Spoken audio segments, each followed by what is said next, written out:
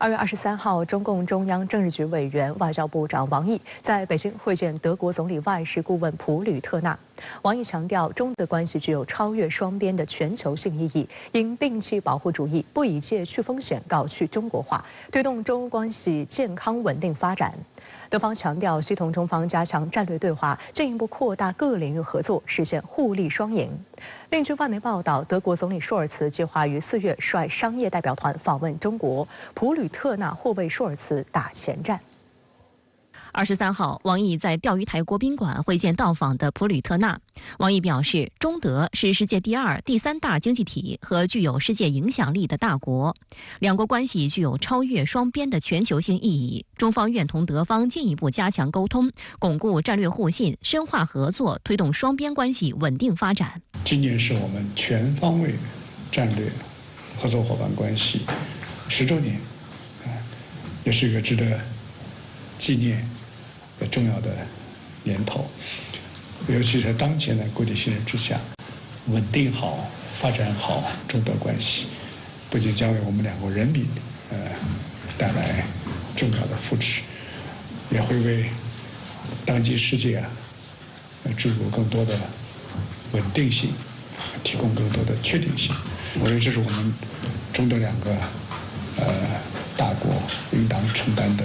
国际责任。王毅指出，中德是具有巨大合作潜力的伙伴，两国的发展对彼此是机遇，不是挑战。双方要坚持正确认知，从长远和战略角度看待和发展双边关系，助力两国经济发展，促进全球经济持续复苏。坚持求同存异，聚焦合作，把蛋糕做大，在共同进步和发展中妥善解决好分歧。坚持团结协作，反对阵营对抗，摒弃保护主义，不以借去风险搞去中国化，推动中欧关系健康稳定发展。普吕特纳表示，德方高度重视发展对华关系，积极评价德中经贸合作，肯定并赞赏中国取得的发展成就，乐见中国在国际上发挥更重要作用。德方希望同中方加强战略对话，进一步扩大各领域合作，共同推动全球绿色转型，为应对气候变化、促进世界和平与发展做出新的贡献，实现互利双赢。双方还就乌克兰危机、巴以冲突等共同关心的国际和地区问题交换了意见。外界普遍认为，普吕特纳作为德国总理舒尔茨的核心幕僚之一，此访的主要目的就是为舒尔茨今年稍晚时间的访华行程做准备。据路透社报道，德国总理舒尔茨计划于今年4月中旬率商业代表团访华，并据德国法兰克福汇报披露的消息，德国经济亚太委员会和德国工业联合会目前已向企业发出随行访华的邀请，但并未说明具体有哪些企业。舒尔茨上一次访问北京是在2022年11月初，也是他就任德国总理后的首次访华。他也是中方在党的20大后接待的首位西方国家领导人，凸显了对德国的重视。当时有100多家德企申请随同舒尔茨一起访华，最终德方精选后的商界代表团成员包括宝马、大众、巴斯夫、阿迪达斯、德意志银行等12家行业巨头负责人。当时有欧洲媒体形容，舒尔茨将德国最大的品牌带到中国。近年来，国际地缘政治局势复杂多变，经济复苏乏力，但中德之间在经贸领域的合作依然坚挺。据德国联邦统计局2月14号发布的数据，2023年德中双边贸易额为2531亿欧元，约合人民币近2万亿元。中国已经连续8年成为德国第1大贸易伙伴。数据显示，去年德国对中国的直接投资增长了4.3%，达到119亿欧元，创下新高。而德国企业过去3年来对中国的投资额也相当于先前的6年总额。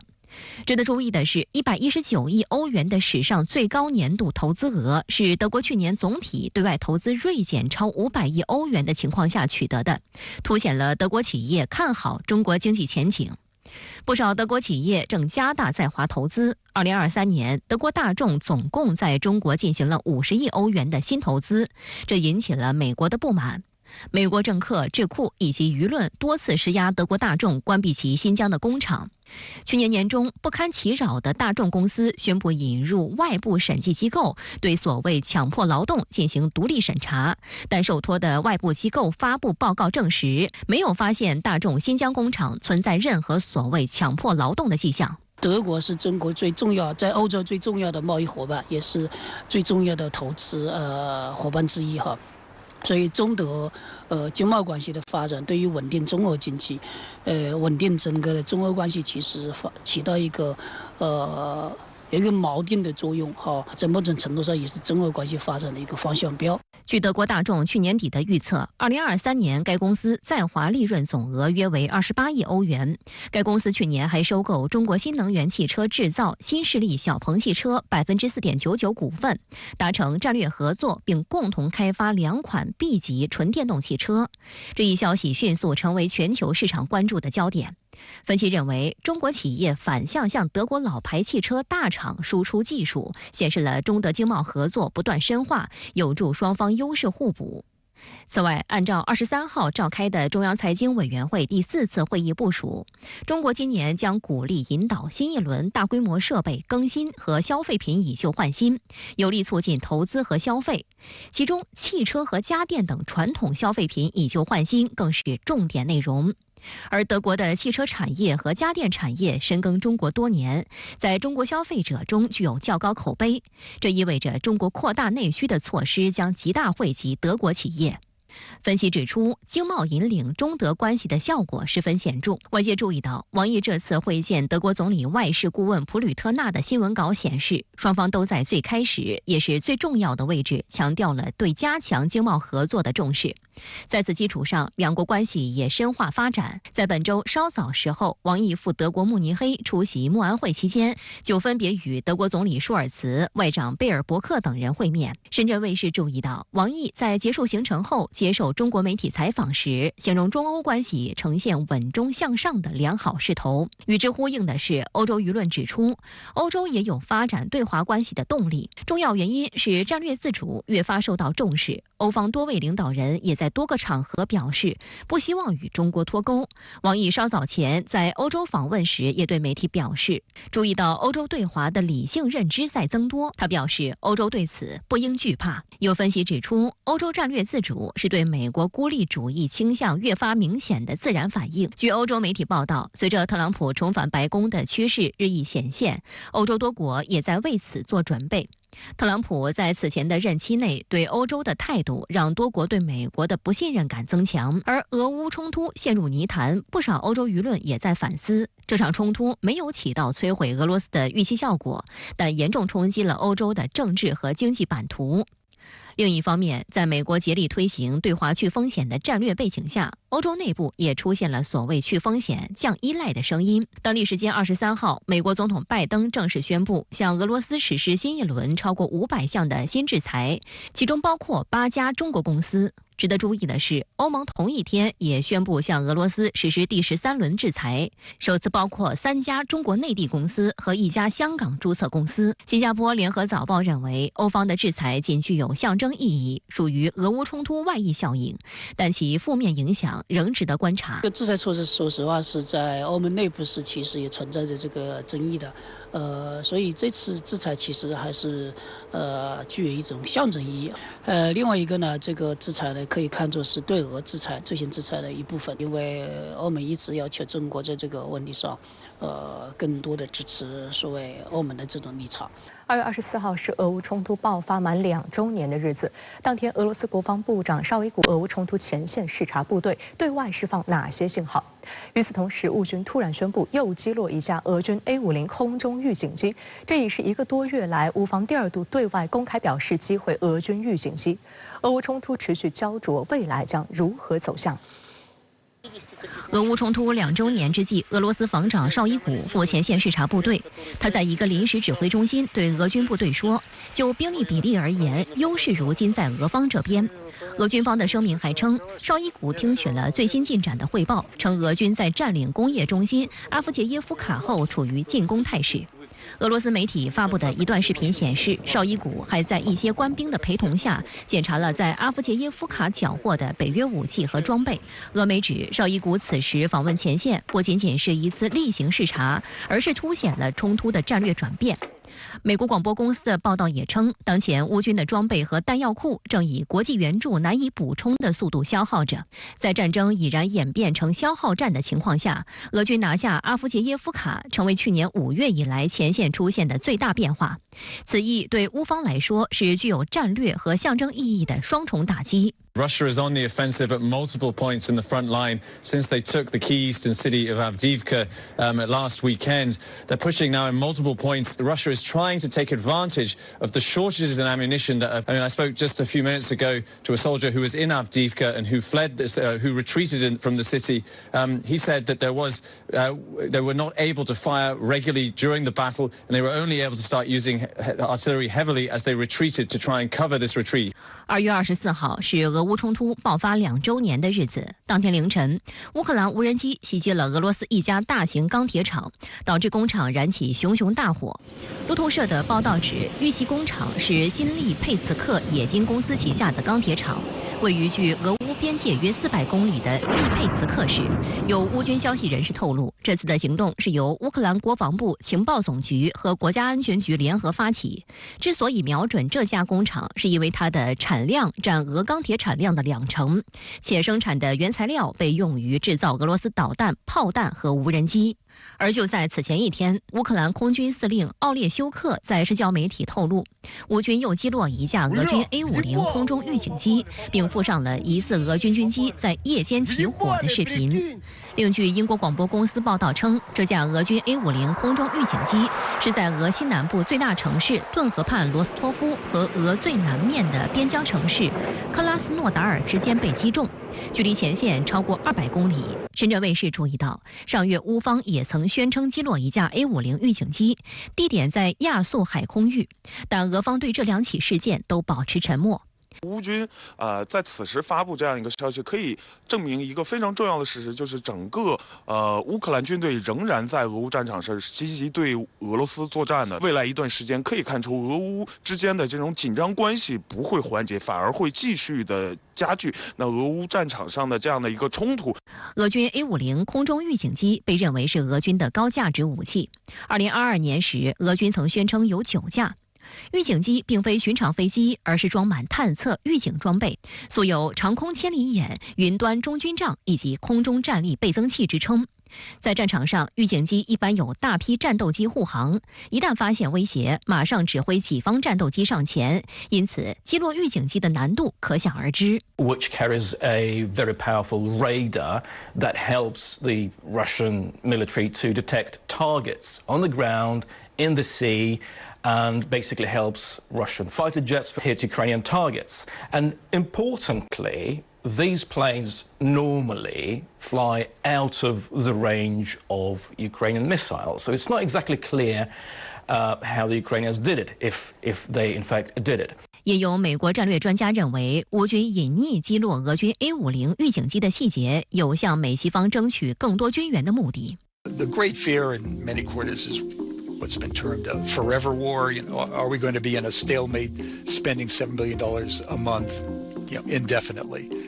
That's why it's important for Ukraine to show some progress in its counteroffensive. 俄乌冲突正式进入第3个年头，种种迹象显示冲突前景并不明朗。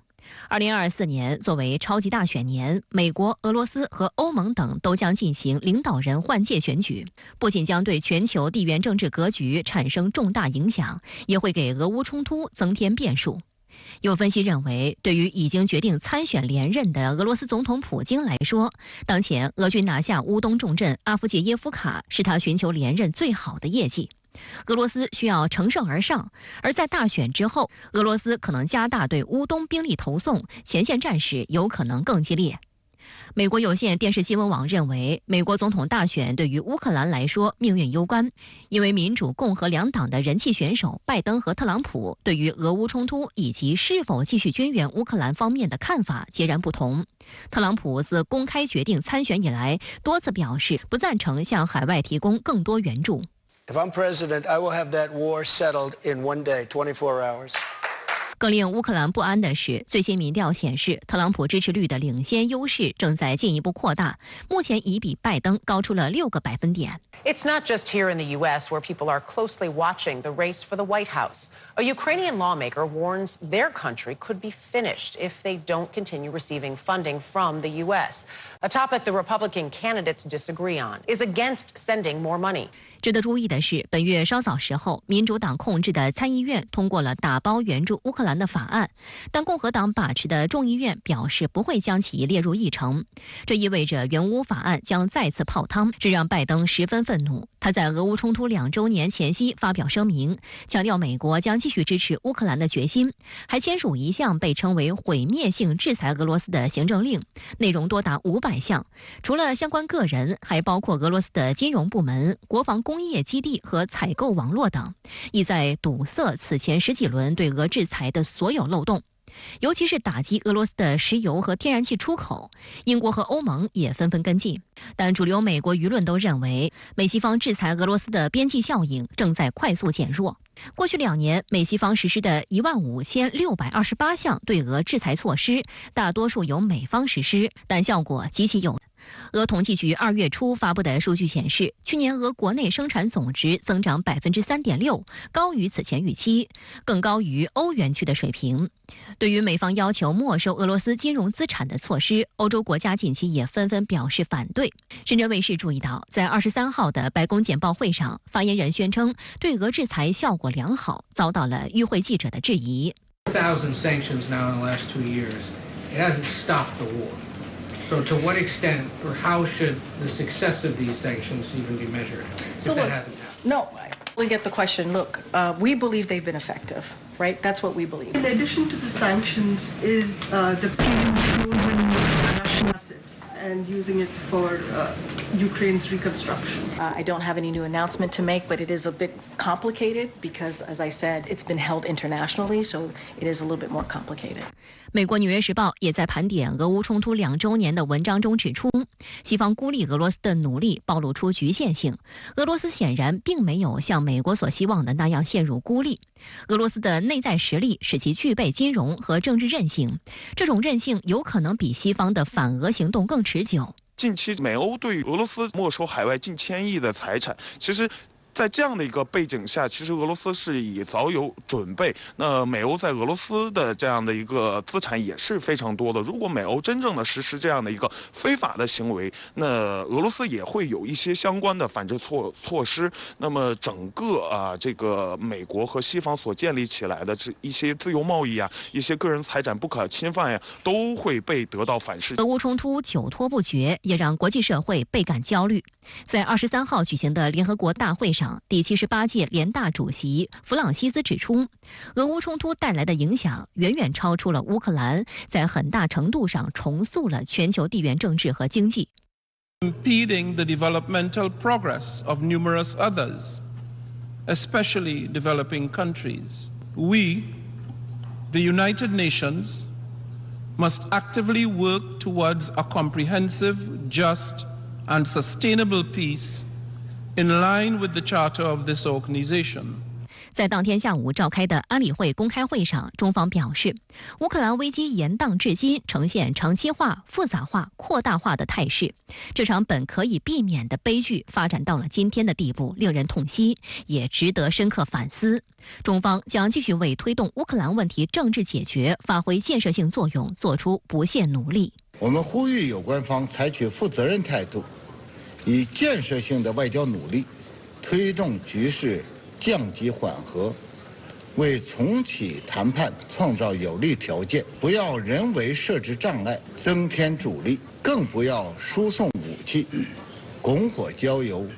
借机渔利。继去年芬兰成功加入北约后，瑞典何时加入成为最后的悬念。随着上个月土耳其批评瑞典入约，匈牙利成为最后一个反对的国家。但近期美国等国加强施压，要求匈牙利国会尽快放行。而瑞典首相乌尔夫·克里斯特松也在此关键时刻访问匈牙利，两国达成战机购销协议。外界普遍认为，瑞典即将获准加入北约的可能性非常高。那么，北约再次东扩将进一步压缩俄罗斯的战略安全空间。匈牙利总理欧尔班23号在首都布达佩斯表示，瑞典首相克里斯特松的到访重建了两国之间的信任。新加坡联合早报发表文章称，欧尔班的讲话可能会为匈牙利议会26号投票批准瑞典加入北约铺平道路。值得注意的是，匈瑞两国这次还签署协议，匈牙利将向瑞典购买4架鹰狮战斗机。虽然匈牙利政府否认此事与是否支持瑞典入约相关，但该国媒体认为这份协议是匈牙利谈判策略上的胜利。hadipari katonai megállapodást, komolyat, ami méreteink, országméretünk mellett. 按照北约规程，所有成员国必须一致同意才能吸收新成员。而在北约31个成员国中，目前只剩下匈牙利还没批准瑞典加入。值得注意的是，2022年5月与瑞典同时申请加入北约的芬兰，已经于去年4月正式获准加入北约。外界普遍认为，瑞典一旦获准加入北约，意味着北约东扩又进了一步。有分析指，对俄罗斯而言，芬兰和瑞典入约后，其与芬兰间长达1300多公里的边境线将成为与北约的最新陆地边界。而且距首都莫斯科并不遥远，这意味着俄试图解除北约从西边迫近莫斯科1000公里的战略威胁未果，又额外增加了北向战略安全负担。此外，芬兰具有较强的军事基础，而瑞典拥有较为完善的国防工业体系。它的加入将为北约增加一支技术先进的军队，改善通往邻国芬兰的补给路线，同时有助于协助波罗的海3国的防御。历史上，北约早就想吸收芬兰加入，但基于芬兰模式及芬兰政府当时决定不挑战俄罗斯的外交思路，瑞典也出于传统地缘政治因素考量，一度拒绝加入北约。瑞典加入北约，当然对俄罗斯从战略上来讲是一个非常不好的态势啊。届时整个的波罗的海除了俄罗斯以外都被北约国家来包围环绕啊，也标志着几乎除了俄罗斯以外啊，包括一些东欧小国以外，大部分的欧洲的主要的工业国家都成为了北约国家啊。这个从态势上来说，对俄罗斯相对来说，对它整个国家的安全就会构成比较大的威胁。外界注意到，与芬兰一样，瑞典在入约之前就已经多次参与北约的联合军演。目前，北约正在进行的坚定捍卫者2024就包含瑞典指挥官和士兵，演习将持续到5月。值得注意的是，这次演习为冷战结束以来规模最大，参演兵力约9万人，出动50多艘舰船、80多架战斗机、直升机和无人机，以及至少1100辆战车。北约声明称，演习将在针对一个势均力敌对手的模拟冲突场景中展开，显然指向俄罗斯。还有分析认为，北约选择在俄乌冲突2周年之际举行军演，意在对乌克兰表达支持的态度。但也有欧洲媒体注意到，在刚结束的德国慕安会上，欧洲多国都表示仅能对乌方提供确保乌军不至于崩溃的支援。事实上，在去年底美国援乌资金池枯竭后，欧洲国家也随之停止追加援助。北约东扩被认为是引爆俄乌冲突最终爆发的导火索。2月23号，在俄乌冲突2周年之际，俄罗斯总统普京发表视频讲话表示，当今世界存在着许多令人担忧的挑战和风险，俄罗斯军队的强大潜力和高度战备状态是俄罗斯安全及其自由和主权发展的保障。Сегодня доля современного вооружения и техники в стратегических ядерных силах уже достигла 95%, а морской составляющей ядерной триады почти 100%. Начался серийный выпуск новых гиперзвуковых ракет «Циркон». 俄乌冲突正式进入第3年，那您对此有何观察呢？主持人好，我还记得2年前的今天，我被新闻震惊了。我还记得那天我找了一个基辅城市街景的直播。我相信很多人无论支持哪一边，那时候大概率都和我一样，相信这将是一场很快就会结束的战争。很显然，我们都错了。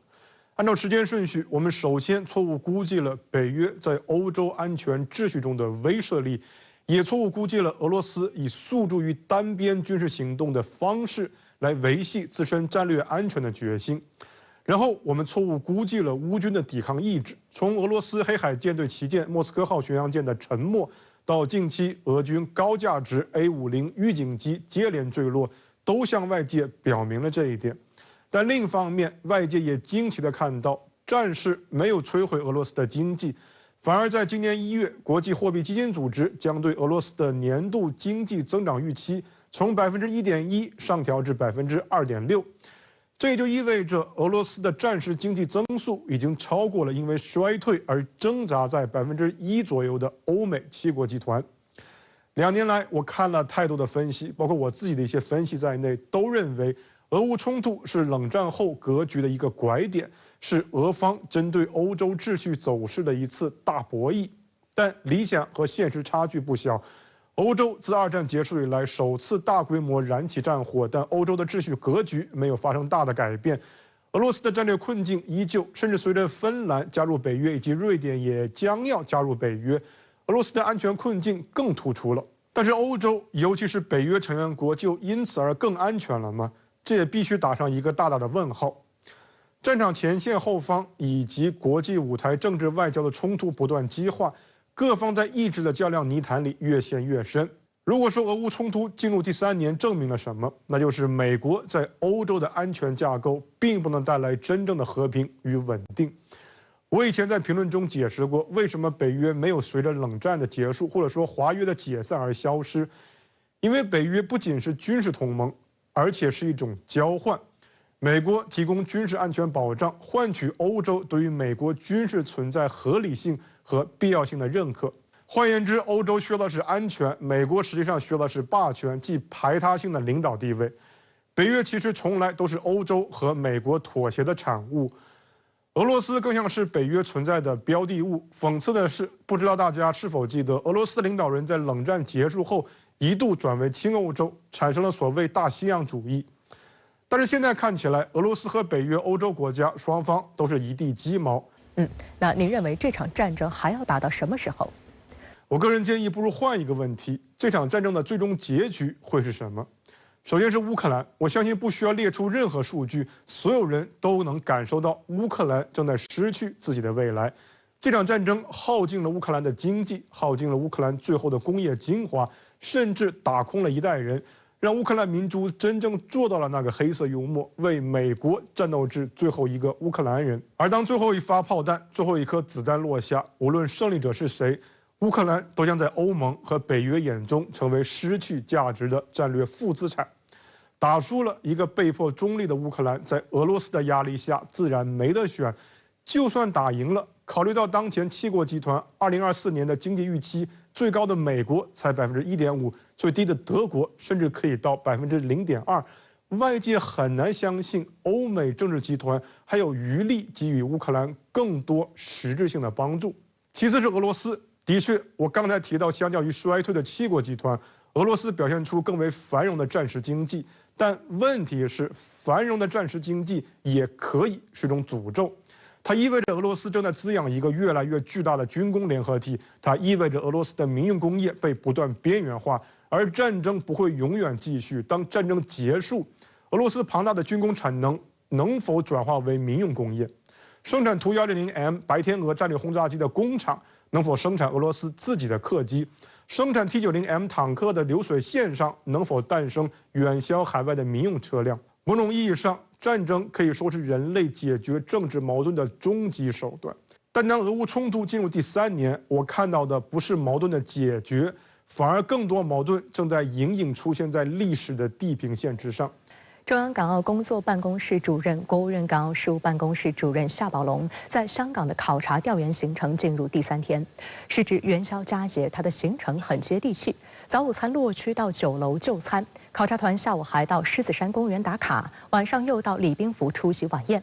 此前一天，夏宝龙在与立法会议员交流的会议中就提到，中央一直支持香港发展，香港是国家的掌上明珠，并强调国家永远是香港的坚强后盾。刻苦耐劳、勤奋拼搏、开拓进取、灵活应变、自强不息的狮子山精神，鼓舞了好几代华人。夏宝龙24号下午在香港特区，自今年3月6号起，将陕西省西安市和山东省青岛市列入内地赴港澳自由行城市名单。这意味着可赴港澳自由行的内地城市数量达到了49个。代表旅游和零售界的香港特区立法会议员纷纷对此表示欢迎。西安本身都係一個即係西部嘅樞紐城市，咁其實個人均 GDP 都已經去到差唔多有成10萬蚊嘅啦。我哋都係希望達到一個即係雙向嘅嚇，即係互為目的地、互為客源地嘅一個共同去發展嘅一個方向，而唔係話純粹我為咗吸客嚟香港。同時嚟講，我哋亦都希望能夠推動我哋多啲香港市民啦，去到能夠當地能夠了解當地嘅文化，認識當地。對於我哋香港嘅經濟動能係非常重要嘅。尤其是我哋零售啦、旅遊啦、飲食啦，其實各行各業都會幫助到。呢個咧就喺切凸顯咧，中央對香港嘅關愛啦，同埋支持。當然我哋香港都要提升接待擴容，同埋咧提升我哋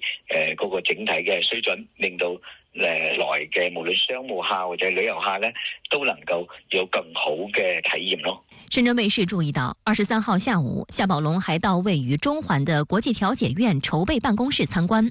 國際調解院由中國政府發起，獲得多國的簽約支持，這也是國家“14+5”提出的支持香港建設亞太區國際法律及解決爭議服務中心的重要實質性舉措。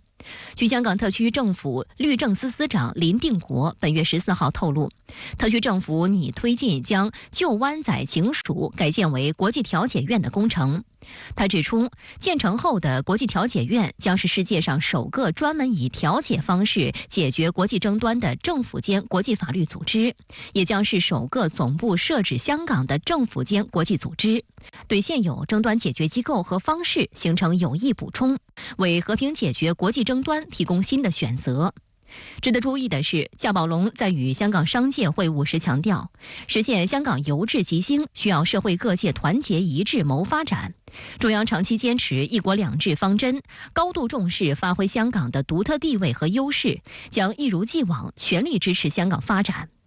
香港輿論積極評價夏寶龍這次考察調研。經民聯副主席林建峰在《星島日報》發文表示，夏寶龍訪港期間與各官員及社會各界會面，並實地考察社區治理情況，多方面了解香港的經濟、民生、房屋等範疇，體現了中央對香港的高度重視和關注。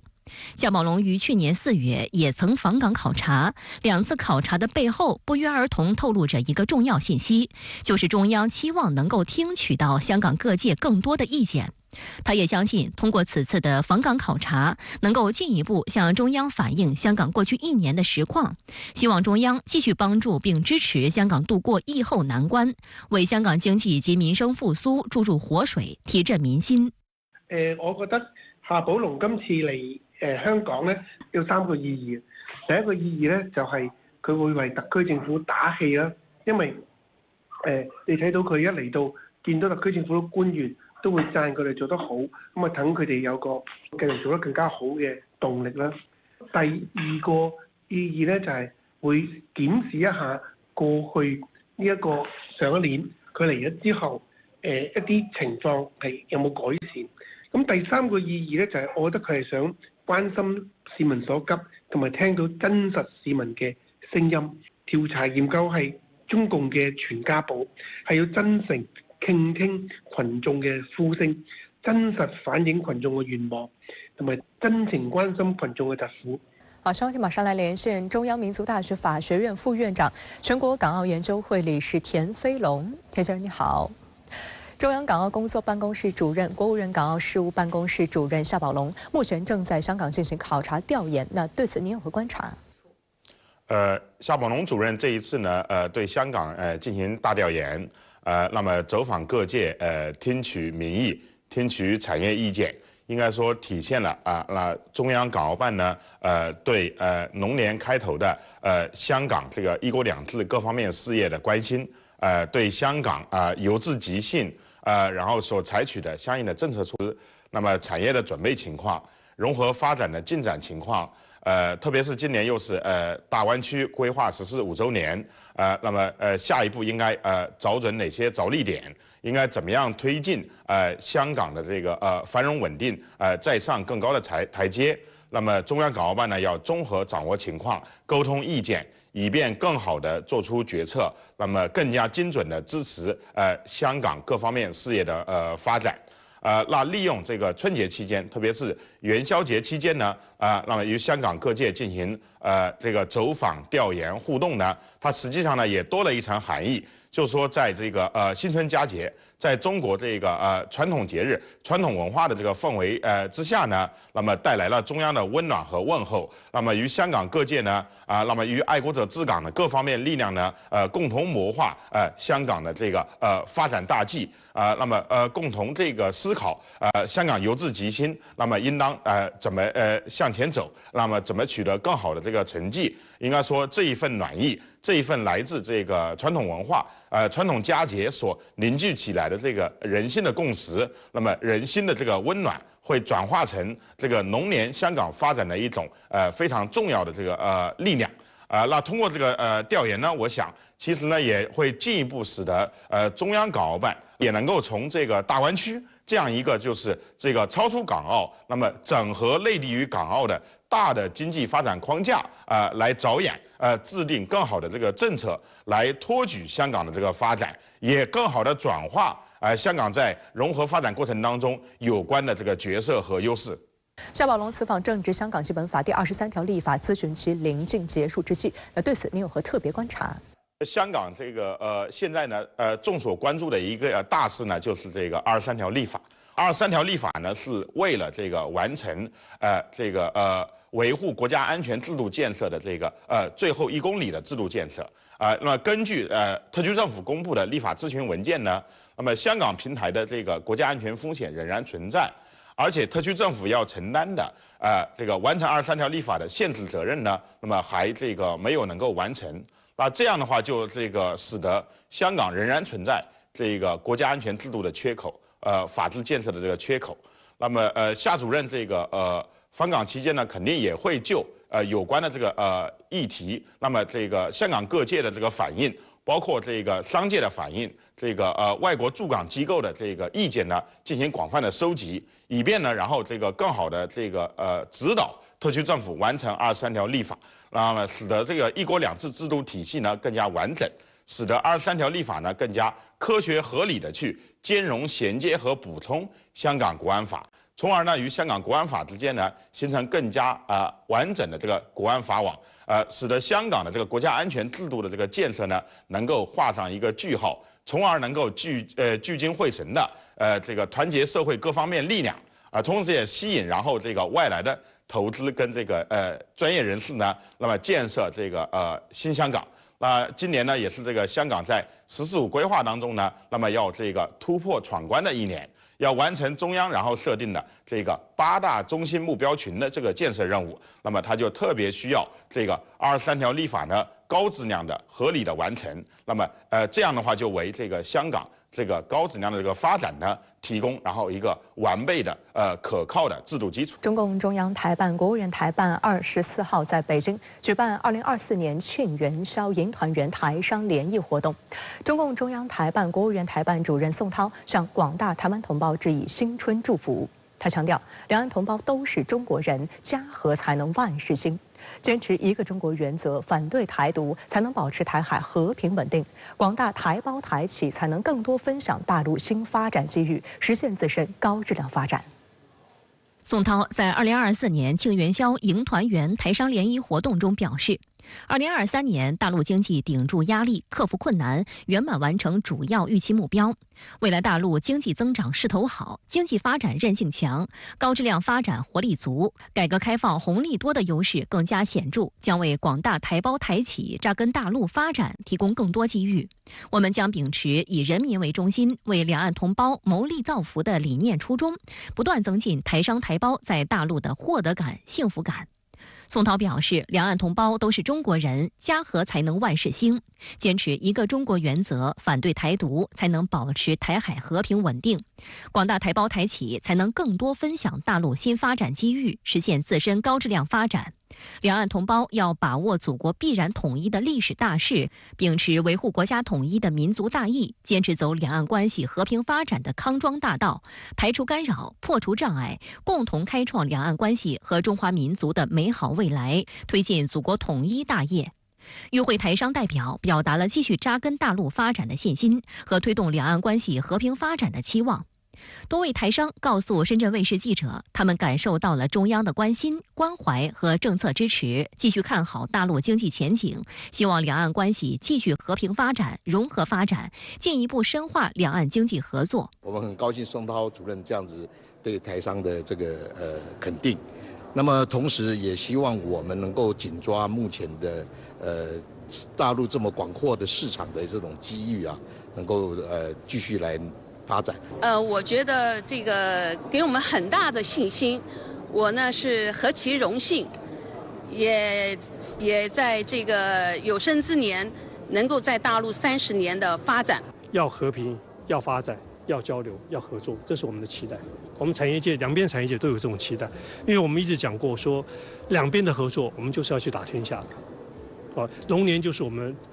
中华民族的年，那我们希望我们两边的合作能够让彼此的产业都能更上一个台阶。深圳卫视注意到，就在元宵节举行的这场台商联谊活动之前，22号和23号一连2天，2024年对台工作会议在北京召开。会上强调要扩大两岸各领域交流合作，深化两岸融合发展。不少参加联谊会的台商对此深有共鸣。今天的联谊会上，我能明显感受到一种务实的气氛。有台商代表提到，两岸经济如果脱钩，对台湾来说是绝对不可承受的灾难。也有的提到，大陆在每一次碰到困难之后，都会有一个重大的突破。有的台商分享了自己30年前在大陆白手起家的故事。他说，现在大陆先进的光伏产品正在助力自己在欧洲的工厂。还有北大毕业的台湾青年投身大凉山的农业转型，他分享了自己参与脱贫攻坚事业的经历。从这样一群实干家的讲述中，我们发现两岸和平发展、交流合作